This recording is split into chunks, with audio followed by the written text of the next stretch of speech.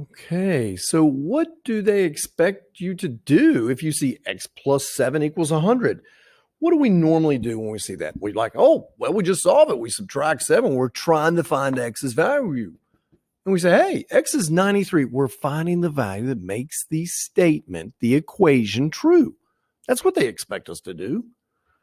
So what if we saw x squared plus 8x plus 12 equals 0? We have to find a value for x that makes that true.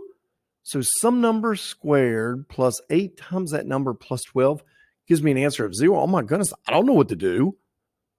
I mean, I could sit here and plug numbers in, but there's bound to be a way. Mathematics, we always have a way. So what if we broke it up into the product of two binomials? Now, this should be x squared. Sorry about that. So x squared plus 8x plus 12 is the same as x plus 2 times an x plus 10. That's true. Yeah, we learned to take a trinomial and factor it, and it factors to x plus 2, x plus 6. So now, here's what we know. This goes from x squared plus 8x plus 12 is 0 to this equation. And that's going to be easier to deal with. Here, got no idea what to do. Okay? You'll learn later something called the quadratic equation, which is great, but we don't know it now. Here, I can do that. That's easy.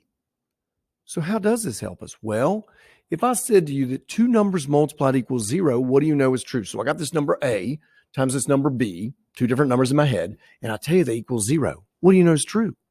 Well, you know that, hey, either this guy has to be 0 or that one does. One of them's got to be 0 because the only way to multiply two numbers and get 0 is if one of the numbers is 0. There's no other way. So let's solve this problem now. You and I know we have an x plus 2 times an x plus 6, and it gives us a 0. That means either this guy comes out to equal 0 or this guy comes out to equal 0.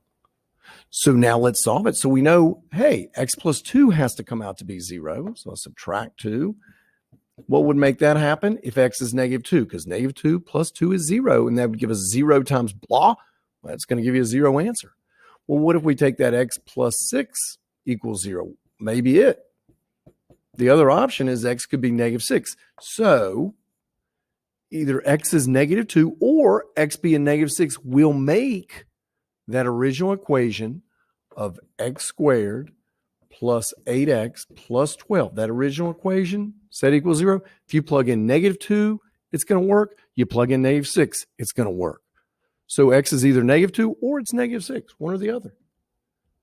So let's say they give us this problem. Say, hey, solve this. Well, first thing, I notice it's a trinomial. So I'm like, hey, let's see if I can factor it down because that's all I know how to use in my bag of tricks right now. So I look at the 10 and I'm going to say, hey, 1 times 10 could have given you that, or 2 and 5. It is a negative 10, so one of the pieces is negative. One of them is positive. We need to create a difference. Here would give you 9, a difference here of 3. We want a difference of 3. And we want it to be a negative 3 according to what they tell us right there. That means the negative is on the bigger number, positive on the other, because a negative 5 and positive 2 gives you negative 3.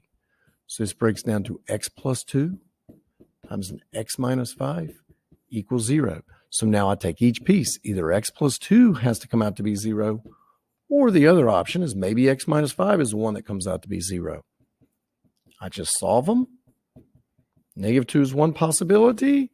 And the other, add 5 to both sides to get x by itself. X being 5 is another possibility. And check it out. I'll do 5. 5 squared minus 3 times 5 minus 10. Let's see if it gives you 0. That's 25. Minus 15 is 10. 10 minus 10, 0. Yes, sir. It does work. There you have it. That's how we're doing this section 11-2.